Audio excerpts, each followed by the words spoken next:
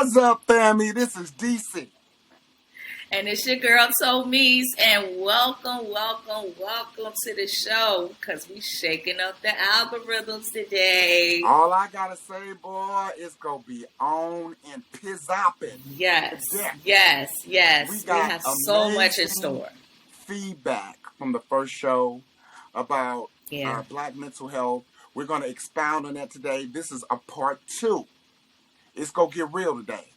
We're going to get real transparent with our own lives. We're going to expound on certain things, and we're going to, help people heal, help people, let people know that you're not in this fight alone. This is an everyday thing. So, hey, we want to help as much as we can, in our own way by utilizing this platform, shaking up the algorithms. So what else we got, Tomise? Well, we also have a few surprises as well, along with giving you some strategies to help you deal with depression if you are suffering right now. Because like I said, we definitely want to be able to assist you and aid you in any way possible by using our lives as an example for you.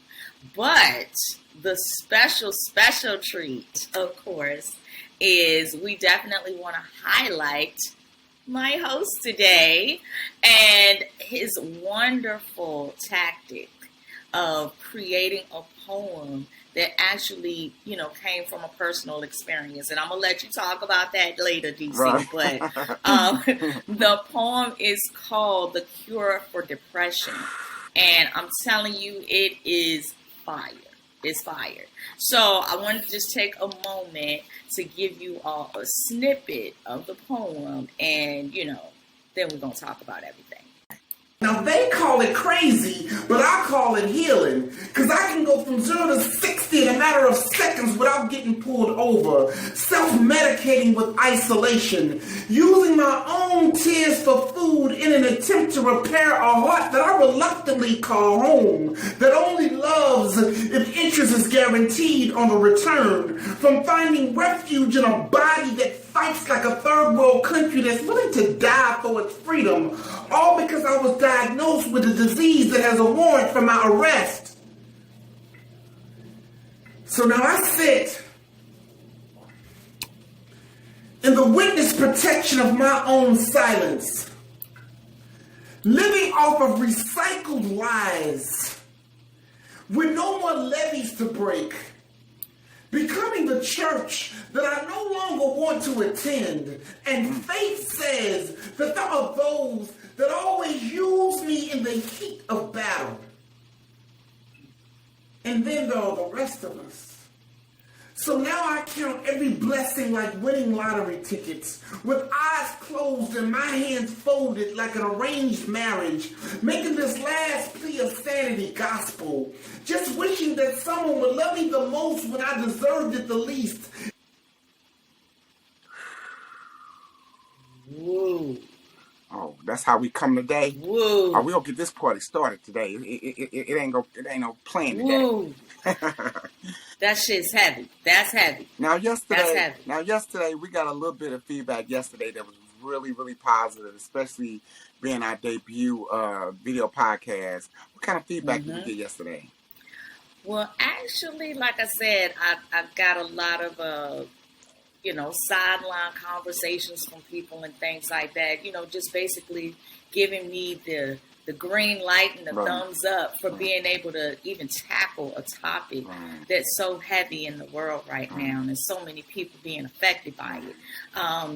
But a young lady, that I know, been knowing all my life, basically, one of my first best friends, she really gave me I guess some input that I didn't even think about, and it wasn't really touched on. So when I brought it to DC's attention, it was like, okay, we gotta we gotta talk about that a little bit more. But she made a comment of saying how, of course, depression has no face. And a lot of times people are crying out for help, but it falls on deaf ears. And I thought that was like so profound to even say, but it's really true.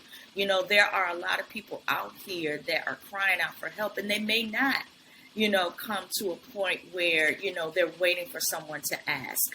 They're showing you in the best way they know how, right. Without necessarily coming out and saying, right. I'm depressed. Right. You know what I mean? And they're looking for someone to acknowledge that, right. or to acknowledge that behavior so that they can open up and say that. Right. Right. But again, a lot of people are not paying attention. We're right. not listening. We're not asking the right questions. You know, we're not checking up on people. But you know what? I think a lot of it has to do with us as parents.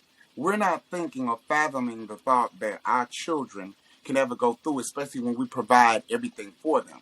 So we're not thinking on any level that, you know, that they have issues with something, or they've been bullied, or they've been hurt. You know, I remember, quick story, my first heartbreak, girl I liked broke my heart with another guy, and I was really hurt, told my dad. My dad was like, boy, you'll be all right. You're going to meet a lot of people in your lifetime.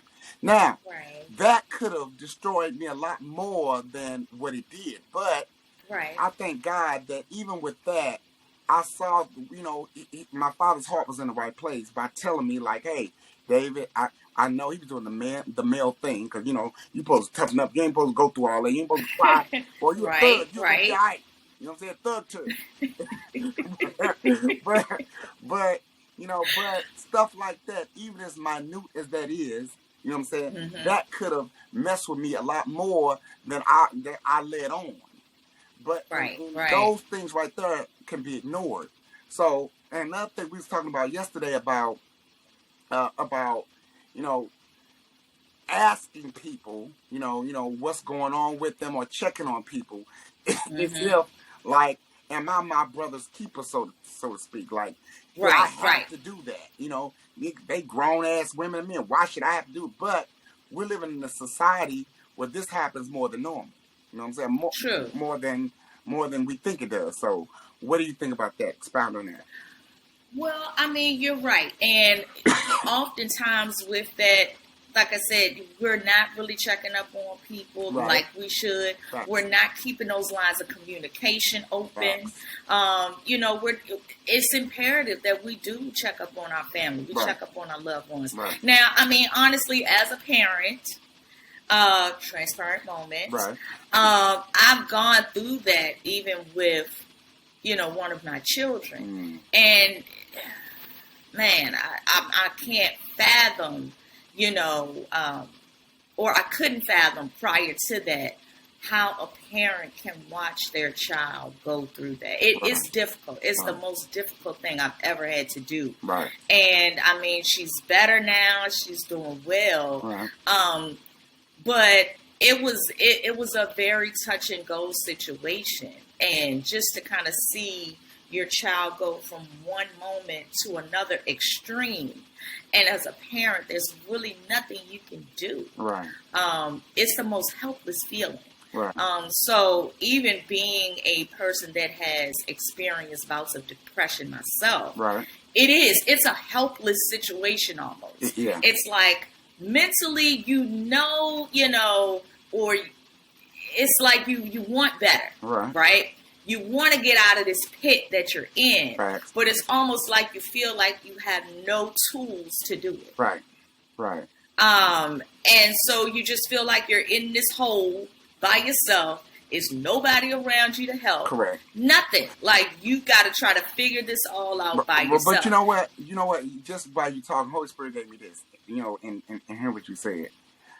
People don't understand that adversity is healthy. That's like vegetables, because adversity makes you wiser, it makes you more resilient, it makes you stronger. And we're in a society where, hey, we're gonna fix it, we're gonna be okay, and if this is all right, it's either bad or it's good. There's no gray areas, and it's people understand that the adversity part of it is what makes you the better, more mature person. And it does. And a lot of people can't handle that. You know what I'm saying? But let me ask you this. Like, that poem, as profound as it is, you know, all by itself. And that's just a snippet, y'all. That's not even the whole thing. Like, I'm going to put the link for the whole poem, you know, in the comments. But what was the motivation for that? Like, were you actually going through at that moment, or was that just something that, tugged on your heart and you had to, bring that out? I'm going to give you that story. At that story, me and you was talking about this earlier. I was at ground zero. I was in my second marriage. Me and my ex-wife got into it a lot. And I was at a point where I didn't want to be in the house anymore. So I just walked. I just walking for miles. And she found me at a spot that I normally frequent. This is when I was living in Miami. And she found me at that spot, and she was like, David, I know you don't like me right now, but I really am concerned. I really want you to go in the facility. So at that point, I agreed.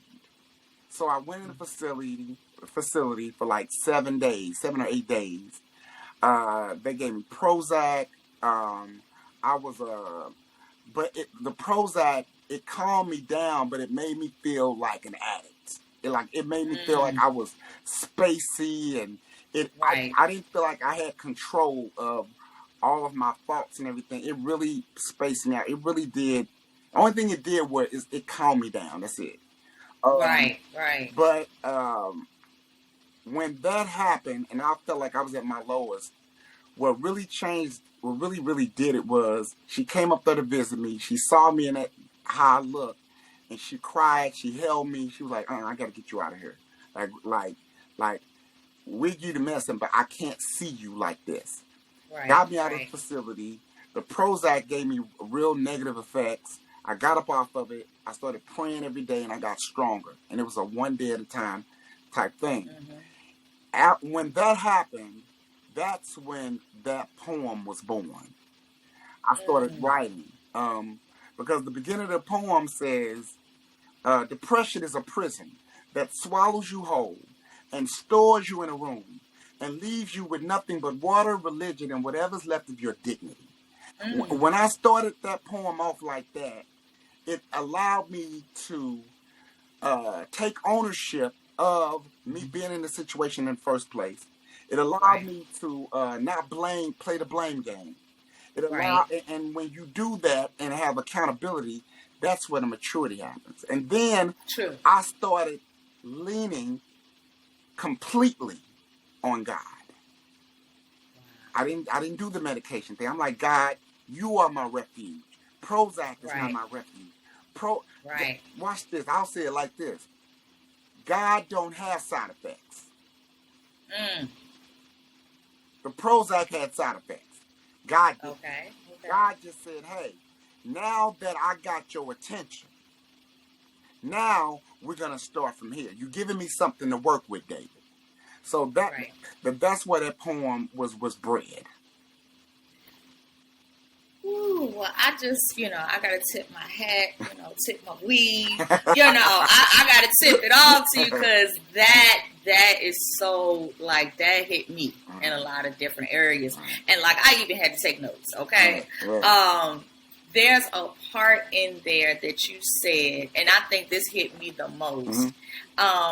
You were saying that you're living off of recycled lives. That line alone is like, what? You know what I'm saying? That shit hit. Right. You know what I'm saying? That really hit. Now remember we was talking about people that normally have PTSD, right? Right. They're misdiagnosed. They were misdiagnosed years ago, and that's why a lot of them took to drugs and drug usage and all that. And they felt like going to drugs allowed them to have the escape. But after that, but the drugs is only a temporary thing because you got to go back to reality. If you don't deal with that thing, you're going to go back to the drugs again. And then you be a repeat offender of, being a drug user. So the recycled lies part came with, until you stop lying to yourself, you're going to continue to be a repeat offender of the drugs and escaping from something that you still got to deal with. And you're not. Well, see, I took that a little differently because that line has a lot of different meanings, right? So when it says living off of recycled lies, it also goes back to what I was saying in our last segment, because it gets to a point where you're constantly hearing lies that are being told to you by other people, their perceptions, their opinions. Right. You know what I'm saying? And you're taking that in. Right. A lot of times, too, that also can cause a certain type of depression, because you're now trying to base your life or your, identity upon somebody else's thoughts of you. Facts. You know what I mean? You Facts. have a lot of people that are going around that are living out images of others. Right. You know what I mean? You're basing your life and your race on somebody else's progress. Right. Oh, well, they doing this and I'm not there yet, or I'm in my 40s and I don't have what this person got. It's like you're constantly trying to, live a shadow through somebody else. Right. So, and even in that causes a certain level of weight, right. And heaviness for a person, that can also be an onset for depression as well. Right, right. And the world offers so many triggers that is an onset of depression. But we talked about this yesterday too, and and I got this from a wise man years ago. He said, "You in life, you have runners and you have spectators." You know what I'm saying? And, you have to run in this race to continue on to do what God gave you to do. And if you spectating, you ain't running no more, you watching. And when you're watching, you're not being productive. And then, the Bible says an idle mind is a dangerous mind. You start thinking about the negative. You start thinking about, like I said yesterday, the haves and the have-nots. You think about more of the blessings of what you have more than what you don't have. Maybe and the funny part about what you don't have, you may not even be ready for what you don't have. Okay. You know what I'm saying? You preaching today. You preaching today. I'm just saying. So, in your situation in your life, I want you to expound on something that we discussed earlier about your situation and being depressed and what one of your lowest moments that you want to expound. Unfortunately, I could say I've had a few. Okay. Okay. But one that really took precedence, like really early on in my life, I was like 20, 21, and I was dating this guy at the time. We had met at church and everything. Lord, really nice guy. Okay. They say you find good stock in the church. That ain't always true, y'all. Okay, that ain't always true. Right. But, he was a good guy and everything. Okay. And he had allowed me to use his car one day. And I told him I was going to do something, but I didn't actually go and do that. So, wait, you lied to the church boy? Bless your heart. I lied to the church boy, y'all. I lied, okay? I lied to the church boy. But, I told him I was going to use the car to go to my grandma's house, but I didn't. I ended up going to my godparents' house. And instead of me, when I brought the vehicle back, instead of me telling him, I just continued to go along with the lie, although he caught me in the lie, because he was like, I called your grandma's house, where was you at? Because you never got there. And I was like, dang, I didn't. You know what I'm saying? Like, but, I just carried on the lie instead of telling the truth. So let me ask you a question. So you didn't never apologize. You apologized. I apologize, okay? I apologize. Okay, go ahead. I was young, okay? I ain't tell the truth. Okay. But, like I said, I felt so bad because of it that I literally just started walking, right? Now, just to kind of give a little feedback that I didn't, tell you before, DC, I was already kind of like going through a lot of shit in my life, right? And I had went to college. I was the first one in my family to go to college. Okay. And I flunked out. And I never told anybody. Wow. So I came home with that burden of being a failure. And that really prompted how this situation played out, right?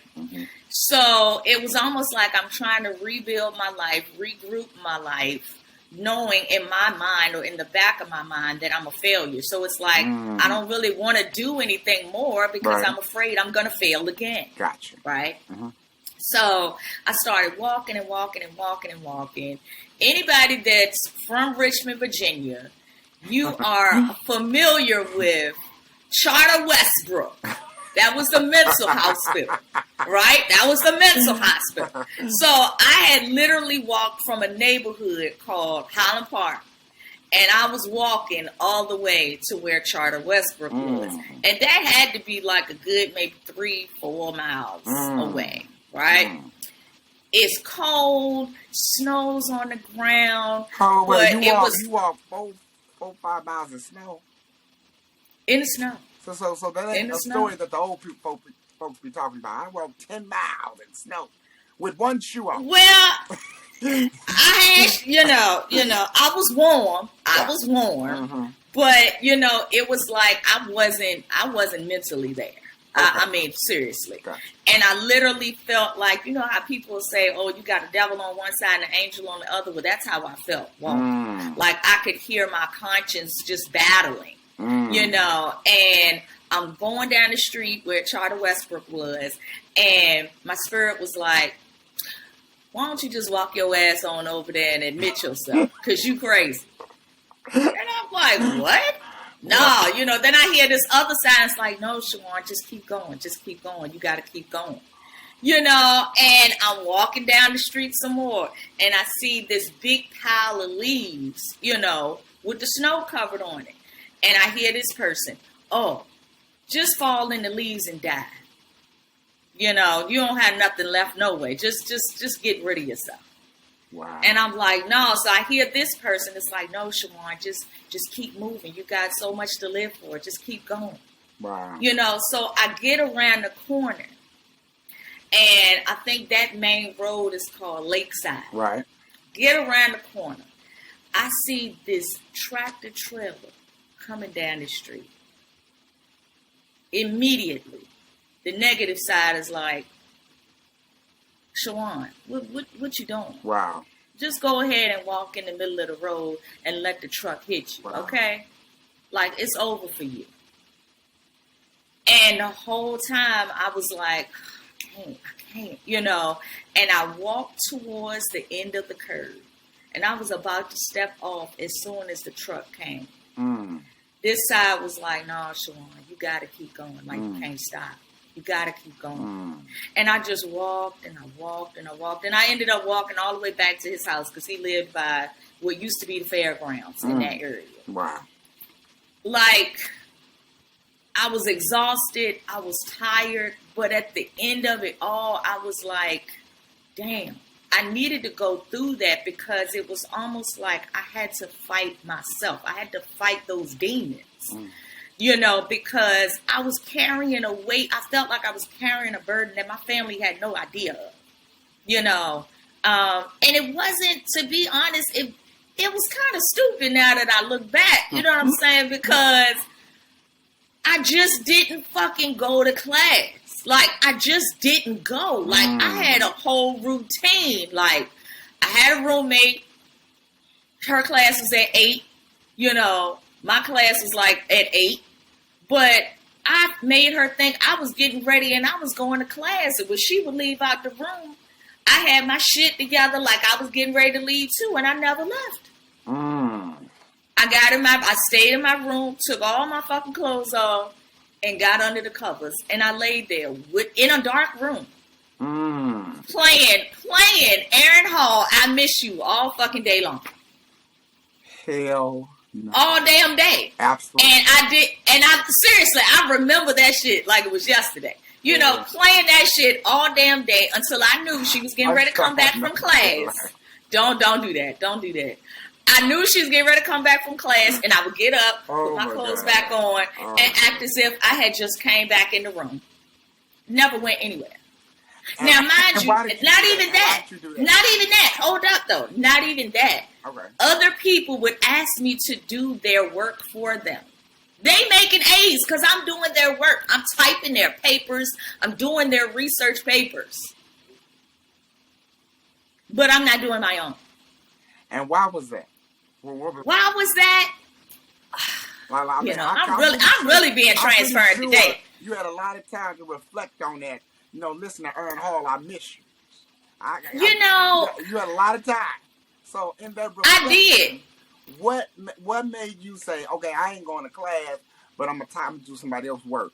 Make any of that make sense? I'm waiting. And it's crazy. You know what I'm saying? For real, it's crazy to think about it, but like I said, I think because I was dealing with so much childhood trauma, Gotcha. I felt like I had a lot of weight. I had a lot of responsibility on me. Gotcha. And to know that it was a lot of pressure. Gotcha. To know that I was the first person in my family to really be able to graduate high school and then go to college. Gotcha. You know what I'm saying? That was big in my family. Gotcha. Then to go from an environment where you're constantly being told you stupid. You know what I'm saying? And you trying to surpass that. Then with my mom literally being in a nursing home a few miles away from my school. You know what I'm saying? Like, I got to deal with that. And, just having issues with my father. And like, I was just going through a lot. You know what I'm saying? I was really going through a lot. And I felt like I was really trying to live up to everybody's expectations without even making those expectations for myself. So, yeah, depression, trust me, y'all, I've experienced it a lot. Okay. So how do we change the narrative of depression? Because depression, now I said something earlier, and I ain't no punk, I'm gonna say it again. But I'm gonna say it again. Years ago, I got a lot of flack because I said depression was a decision. But I have learned, and I know this now, that there are mental chemical imbalances that cause depression as well. True. But outside of that, being depressed and you not doing something about the thing that triggered you to get there in the first place, to me, that's where I was meant to say that it became a decision. Because in the Bibles, using the Bibles, man by the pool, Jesus said, do you want to be healed? Now, he didn't say, do you have a mental illness? Do you have PSD? Whatever. He said, do you want to be healed? Right. Man said, yeah. He said, well, okay, all right, okay. Now, you said yes. So he said, well, pick up your mat and walk. Now, with that being said, Jesus know the man couldn't walk. Why come he didn't help the man get up? Why? Lord, you that heartless. You that lazy. Why couldn't you do it? The reason being is because Jesus knows our capabilities more than we know ourselves. True. So my thing is that... Good point. And that made me feel that Jesus don't throw pity parties. I said it. I'm going to put that on the shirt. Okay. The Lord don't do pity parties. Right. Because in the Bible, it also says, I can do all things. Not all things on Wednesdays. That's true. Not 50% on Saturdays. I can do all things through Christ that strengthens me.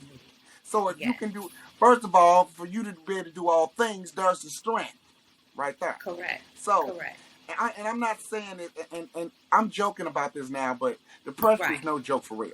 But I mean, you have to love yourself enough to say, I'm going to get help. Because doing it and ignoring it and getting to rock bottom, everybody don't survive rock bottom. But see, even with that now, it can play in a different area as well. Okay. Because then that's when you have people that will lead to certain vices. Correct. You know what I'm saying? To basically curb what they think, the outcome of the depression is. So it's like you were saying, find different ways to try to heal yourself.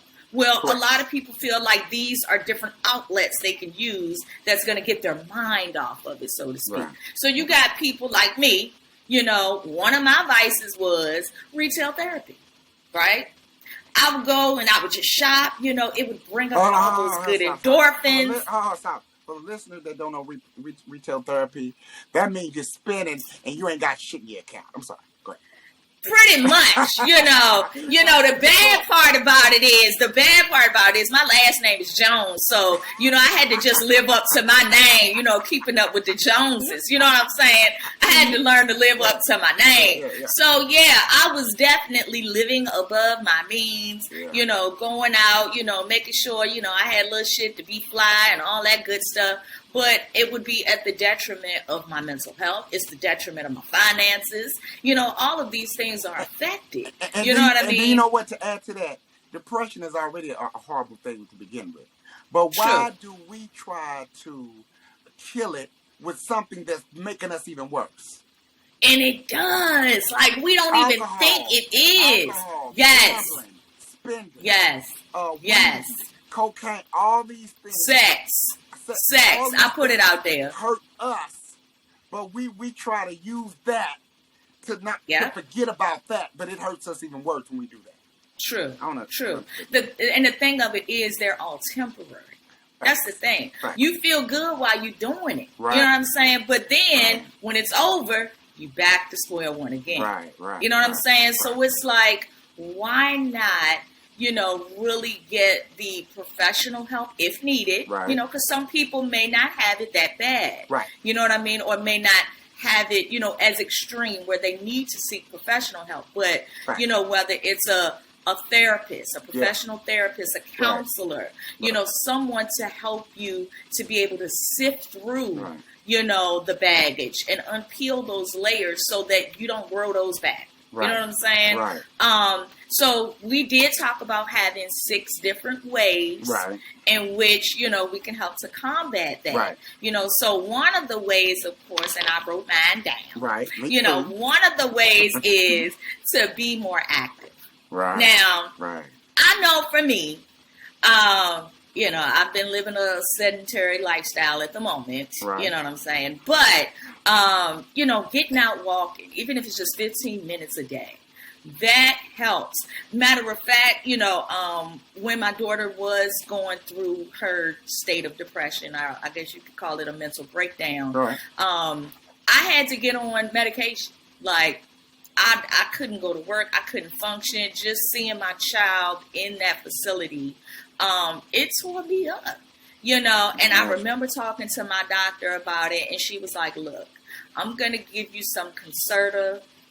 She was like, but to be honest, if you just walk for 20 minutes a day, that gives you the same, effect as if I give you these drugs. So which one right. you want to do? And I thought, honestly, I felt like that was like mad cool for her to do because, that's a whole other topic. But, right. medically, a lot of doctors are, pushing drugs when there are other ways right. as well, that you can get that right. same effect by doing something, more natural. So I really appreciate her, for giving me that alternative. And it did help. You know what I'm saying? Right. So right. when you, if you're walking, if you're going to the gym, if you're working out, right. it gives you that time to help you really to focus on, the burn of what, you know what I'm saying, what you're dealing with. And at the same time, it's clearing your mind as well. It does. What's another point? Is like the number one. Let me say this real quick about what you just said. Walking actually is like the number one mm-hmm. Fighter against depression. When I read about that, mine is staying in touch. Mine is staying in touch. Okay. Staying in touch meaning, just checking on it, checking on your good ain't everybody. Mm-hmm. We ain't gonna say your good friends, your people, everybody. Right. Should be through. You should become everybody's accountability partner because the world we live in now, right. you just don't know who is going through what, and you don't know to what level they're going through it. So it's just stay in touch with everybody, your kids, your kids. Tell them, holler at their friends that they normally talk to, but be consistent. You know what I'm saying? And right. then that lets people know that you care. That lets people know that they're not going through it alone. So staying in touch is a vital part of getting better and getting through depression. So what is yours? What's your next? Another one, of course, is a healthy diet, y'all. Now, yeah. I grew up with the good old soul food and, Right. All the extra sugar and brown sugar and, all that good stuff. But trust me, it's catching up to me. So I had to kind of find different ways to, curb that and still enjoy some of the good foods that I love. Now, granted, I'm not fully vegan. I don't know if I ever will be. I need to. You know what I'm saying? Now that I'm doing more research and things like that, I do see the, the positive side of being vegan. Right. But I ain't there yet. Okay? Right. I still like fried chicken. But, making sure that you have a great intake of water. Water is beneficial to our bodies. We're made up of water. So the more we have, the better it allows our bodies to flush out all of the toxins, things of that nature, which can affect and cloud our mental judgment. So that's definitely important. Even just eating the right foods, making sure that you have your leafy greens and, your fruits and things of that nature.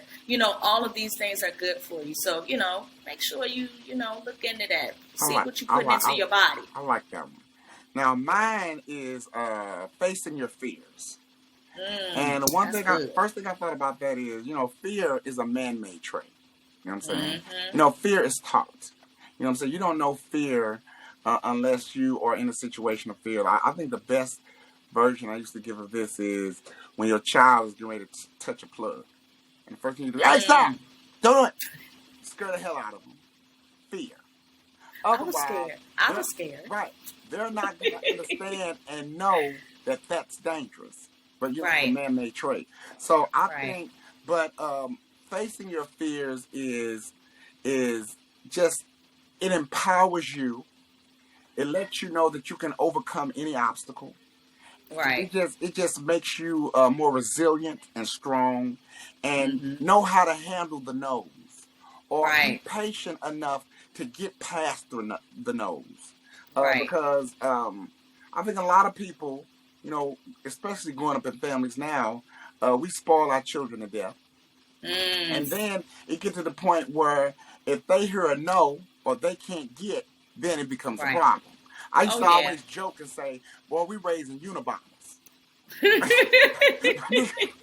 Because if they hear no, that's true. No, it's a problem.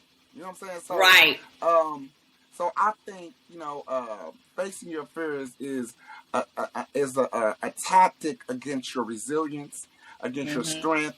It makes you more mature. It makes you just a better person overall. True. Okay, what's yours? Well, my final one is have a routine. Okay, so I know how this is beneficial, and coming from somebody that's constantly juggling all these many hats, it's hard sometimes to be able to balance your life. And I'm gonna give you, I'm gonna really be, I'm putting a whole lot of myself out here today, but you know what I'm saying? I know there's somebody is gonna be healed from this. Okay. All right. So we were talking, DC, and I was given a really transparent moment talking about one of my modes of depression that I've been through. Right. And I had met this young lady. This is a while back, y'all. I kind of went through a homeless situation a few times. But during this time, I had met this young lady. She reminded me of my mom. And I knew I was like in a funk. Like my dishes was piled up.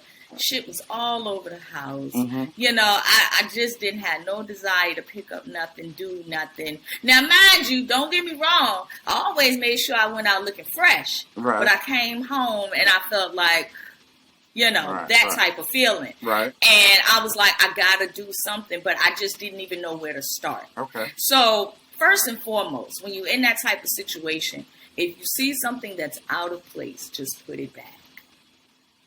If you do little things, it doesn't become a big thing.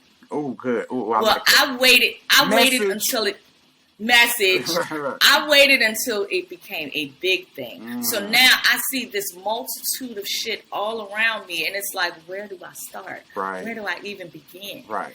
And I called her, and I was like, I need your help. Now go back. Quick question. What made you ask her, and what made you bold enough to ask somebody to help you clean your house? That's deep. Because for one, I knew she wouldn't judge me. For two, I had trusted her. And three, she had trust in me. Like there were certain things that she had confided in me that she knew if she had told anybody else, they wouldn't be able to handle. Got it. And I handled it well. You know what I'm saying? So that's another thing, people. Make sure you have people in your life that won't mishandle you. Right? But, sidebar. But, anyway, she came to the house, and I will never forget what she said to me. And I'm going to tell you, I live by that shit to this day. Okay. And she came in and she said, she looked around. She was like, damn. She was like, look, I'm going to help you. No questions asked. I'm going to help you. She was like, but I want you to just take a moment and I want you to look all around. Just walk in a circle and look around. She was like, this is a representation of your mind. She said, when your mind is cluttered, your space is cluttered. And I was just like, like that was deep for me. You know what I'm saying? And I think about that now. Even when, I feel myself going in that direction, it's like, okay, my mind is cluttered right now. I need to release some things. I need to let some things go. I need to, purge some things that's going on in my head because that's the only way I'm going to be able to find the balance that I need so that I can be able to maneuver my daily tasks. You know what I'm saying? So make sure you have a routine. If you're a visual person, you know what I'm saying? Make some notes every day. Set a schedule for yourself. Have a to-do list. One thing that I've created, I have a vision board. You know what I'm saying? I have it in a place where I have to look at it every day. You know what I mean? If it's something as small as make sure you got your room clean or make sure you got the house clean. That's on my vision board actually, along with a picture of a clean home. You know what I'm saying? Like, because I need to be triggered visually. You know what I'm saying? To help my mental sometimes. Not just to talk about the material things that we desire to have or, those type of successes. Those are great. Don't get me wrong. But sometimes some people need some practical stuff. You need the stuff that's going to help you on a day-to-day. You know what I mean? So if it's, making sure that, some people don't like to iron their clothes. Hey, iron your clothes.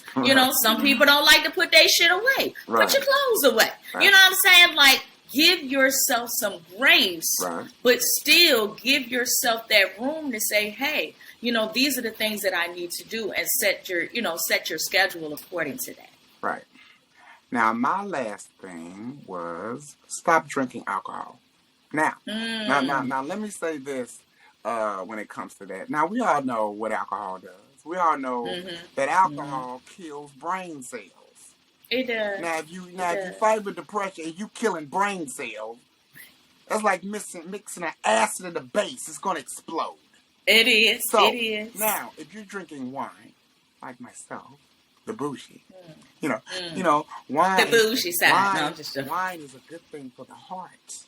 It is. It is. Google it. It's true. It is, but you can't overindulge in it still. You didn't let me finish. I was going to say. Okay, I'm sorry. But my bad. Beautiful counterpart, Tony, who knows everything, shared that with you. Thank you, honey. Sunshine after the rain. Get it. So, with that being said, wine, anything in moderation is good.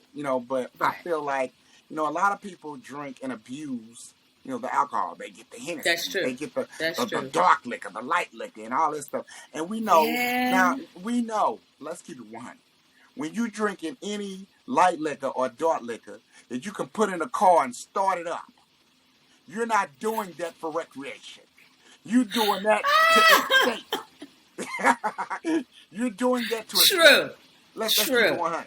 So my thing is, you know what I'm saying, we're all adults. You know what I'm saying? I'm not going to tell you how much to drink or what not to drink, but that kind of goes with the grain of depression. You need to go against the grain. So you just need to do it. And just the FYI, not to cut you off, just the FYI, y'all, don't mix the darks and the lights, okay? Facts. If you're gonna start the night off with the dark, stick with the dark. Hey, if you're gonna start with the light, stick with the light. I would text that to my phone. Do something. Put them alert.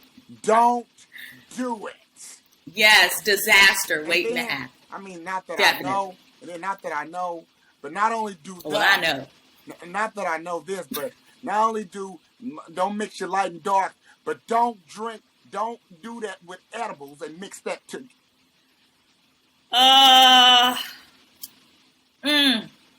Shut up. Yeah, you telling my story. You telling my life story right now. You telling my life story. I don't like that. I just heard about, that. Yeah. So anyway, you just heard. So anyway, these are things that are going to help people deal with depression, and help people get through it. But the main thing about it is, remember to check on everybody, not just your good friend, but check on everybody you love. Just send a simple text. Hey, I just did. So people won't be like, why you texting me for? Is everything all right? And they'll make it a routine. You know what I'm saying? Definitely. It don't take but 2 or 3 seconds to send a text.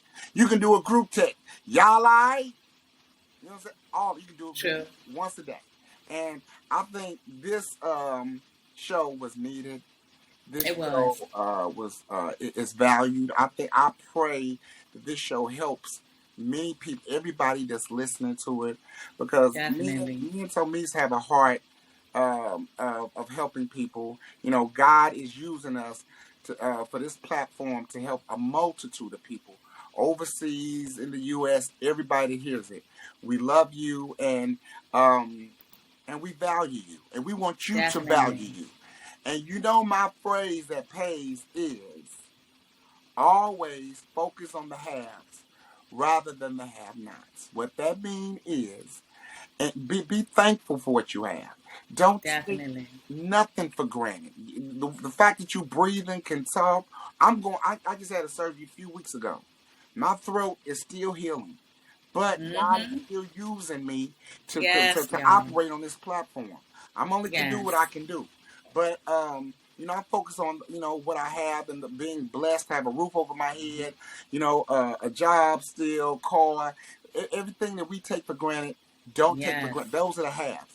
The have-nots, don't focus on that, because you may not be ready for that. And if you're ready for it, prepare. Definitely. That's the key word, y'all. Prepare. Okay, and in closing, what will you say, my beautiful Well, I'm going to leave y'all with my lovely famous line again. Love is optional, but grace is free. Love yourself unconditionally, and your grace is going to follow you. We love you guys. Peace. Peace, y'all.